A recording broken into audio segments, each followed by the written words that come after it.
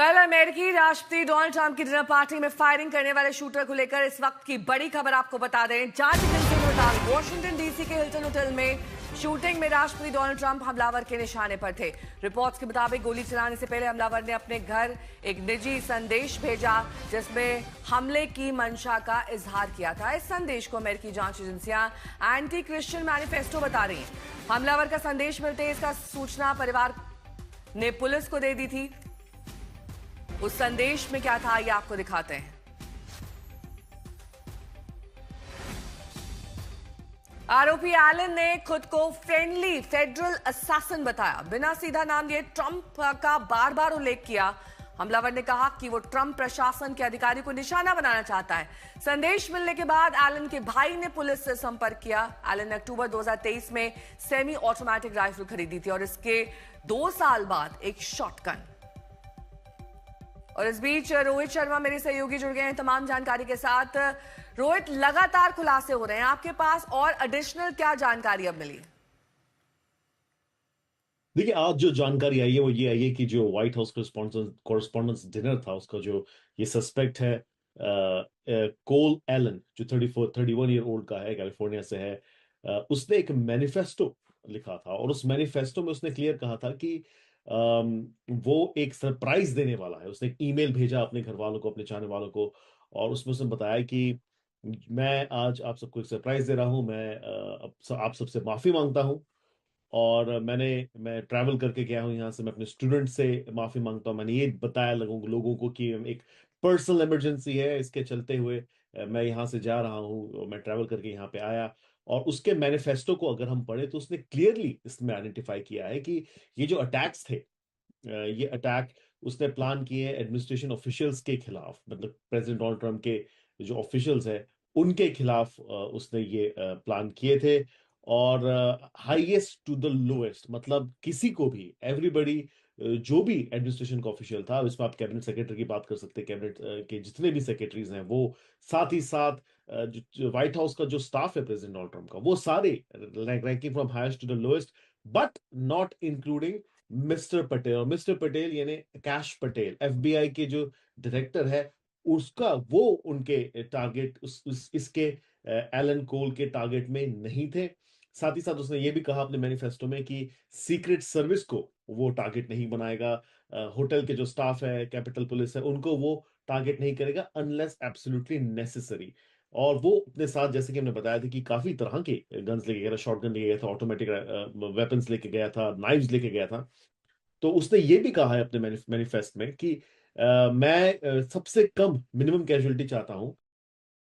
ठीक है रोहित, बने रहिए हमारे साथ। इस बीच अमेरिकी राष्ट्रपति डोनाल्ड ट्रंप ने शूटर के बारे में फॉक्स न्यूज से खास बातचीत में खुलासा किया कि उसका दिमाग ईसाइयों को के खिलाफ नफरत से। रोहित मेरे सहयोगी जुड़े हुए हैं सीधे वॉशिंगटन से। रोहित, ट्रंप की बातें तो हमने सुन ली, हमलावर की मंशा के बारे में भी पता लग गया कि वो एंटी क्रिश्चियन है, क्रिश्चियन से हेट करता है, लेकिन ये पूरी प्लानिंग और इतनी हिम्मत कैसे लाई उसने? यही बात है जो जो मैनिफेस्ट में उसने लिखा है कि ग्रज तो यही था। उसका जो ग्रज है या उसकी उसकी जो वजह उसने बताई है एलन कोल ने, कि वो खुश नहीं था जिस तरह का रेट्रिक यहाँ से वॉशिंगटन डीसी में चल रहा है और पोलराइजेशन जो इस देश में हुआ है। उसने कहा है कि वो उस वजह से इस उसने ये फ्रेंडली फेडरल असैसिन, ये अपने आप के लिए उसने एक नाम दिया है। और उसने कहा कि हमारी कंट्री के जो लीडर्स हैं वो पीडोफाइल हैं, रेपिस्ट हैं, ट्रेटर्स हैं। और उसको शर्म आती है अपने आप को अमेरिकन कहने में, और उसका ऐसा मानना था कि ही हैड एड इनफ। तो इसीलिए उसने जो है वेपन अपने हाथ में लिया, और ही थॉट कि वो हिस्ट्री का पार्ट बन जाएगा इस तरह का कुछ करके, और शायद कुछ बड़ा करके उसके नजरों में, जो बहुत अनफॉर्चुनेट होता। लेकिन उसके जो सोशल मीडिया की हम राइटिंग्स देखें तो उसके काफी रेडिकल व्यूज थे चीजों को लेके। और अगेन दिस इज समथिंग जो हम हमेशा कहते हैं कि एक कोई भी polarization has not held America. तो आई थिंक यही वजह रही है कि उसने इस घटना को अंजाम देने की कोशिश की। उसके पास से जो बंदूक और जो शॉटगन मिली है, उनकी बहन का जब इंटरव्यू लिया गया कैलिफोर्निया में, तो उन्होंने कहा कि 2023 में उन्होंने बोली थी, और फिर उसके बाद 2025 में जाके उन्होंने जो है एक शॉटगन ली एलन कोल ने। तो इसके अलावा जो हम बात कर रहे हैं एविडेंस की, तो जिस मैनिफेस्ट की मैं बात कर रहा था, वो मैनिफेस्ट उसकी फिजिकल कॉपी होटल के रूप में मिली है। उनके एक डिजिटल जो ट्रेल है वो, जिसके हम बात कर रहे थे, ईमेल्स हैं, सोशल मीडिया के पोस्ट्स मिले गए हैं, उनके फैमिली के इंटरव्यू लिए गए हैं, और उनकी फैमिली का भी ऐसा मानना था कि डिस्टर्ब था एलन कोल। तो आई थिंक अभी फिलहाल दीज आर द थिंग्स, और खुद का उसका ये ईमेल किया हुआ मैनिफेस्ट है जिसकी फिजिकल कॉपी मिली है खुद सीक्रेट सर्विस को और एफबीआई को उसके होटल से। तो आई थिंक आई मीन कल एक एक्सपेक्टेड प्रेस कॉन्फ्रेंस है, उसमें हमें और पता चलेगा। लेकिन आज जो है they've been able to trace digital footprint जो हम कहते हैं, उसे ट्रेस कर पाई है एजेंसीज। और बात पश्चिम एशिया की जंग की इस फ्रंट में आज बड़ी खबर आपको बता दें, अब पाकिस्तान में शांति वार्ता नहीं होगी। अमेरिकी राष्ट्रपति डोनाल्ड ट्रंप ने दो टूक कह दिया है। खुद को मध्यस्थ के रूप में प्रचारित करने वाले पाकिस्तान के लिए बड़ा झटका है। ट्रंप ने कहा कि अगर ईरान को बात करना है तो अमेरिका आए। उन्होंने कहा कि ईरान को जब भी बात करने का मन करे वो कॉल कर सकता है। इस बीच खबर यह है कि अमेरिका ने पाकिस्तान से अपनी सुरक्षा तामझाम को हटा लिया है। यह साफ संकेत है कि अब इस्लामाबाद में कोई भी वार्ता नहीं होगी।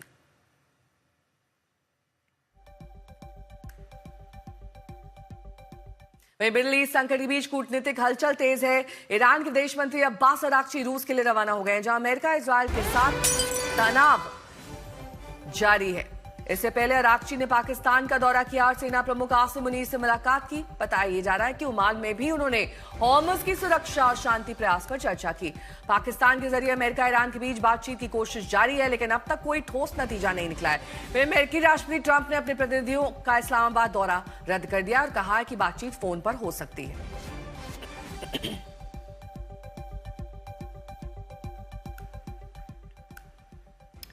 रोहित शर्मा मेरे सहयोगी जुड़े हुए हैं। रोहित, अगर पाकिस्तान में अब बातचीत नहीं होगी तो अब क्या विकल्प बचे हैं? क्योंकि ट्रंप तो ये कह रहे हैं कि वॉशिंगटन आइए, वहीं पर बातचीत होगी। बताया गया है कि प्रेसिडेंट डोनाल्ड ट्रंप ने खुद ने कहा कि अमेरिका बात कर रहा है, ईरान अपने प्रपोजल भेज रहा है, और सिर्फ पाकिस्तान जाके ही बातचीत नहीं हो सकती, बातचीत तो यहां से भी हो सकती है टेलीफोन के द्वारा।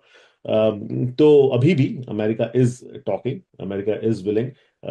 काफी लोगों का ये भी कहना था कि शायद फिर से हो सकता है जैरेड कुशनर और विटकॉफ पाकिस्तान जाएं, लेकिन अभी मुझे लगता है कि पिछले 24 घंटे में इस पे ज्यादा चीजें जो है we haven't been able to focus. I mean, when I say we, I mean the administration hasn't been able to focus, क्योंकि इस तरह का एक इंसिडेंट हुआ है उसको चलते। लेकिन हाँ, ऑब्वियसली बात है कि दे आर टॉकिंग, और प्रेसिडेंट डोनाल्ड ट्रंप ने कहा है कि हमारे पास सैटरडे को एक प्रपोजल आया, नॉट गुड इनफ, हम उस पर काम कर रहे हैं। तो आई थिंक बैक चैनल के अलावा मुझे लगता है बाकी तरीके से भी बात हो रही है। देयर इज अ रीजन कि ईरान के जो फॉरेन मिनिस्टर वो ओमान भी गए, ओमान से फिर पाकिस्तान से ओमान गए, फिर ओमान से फिर से तेहरान, और फिर पाकिस्तान। तो आई थिंक कहीं ना कहीं चीजें मूव हो रही है इन इन सम डायरेक्शन। अब ये पता नहीं कि पॉजिटिव है कि नहीं, लेकिन चीजें मूव तो हो रही हैं।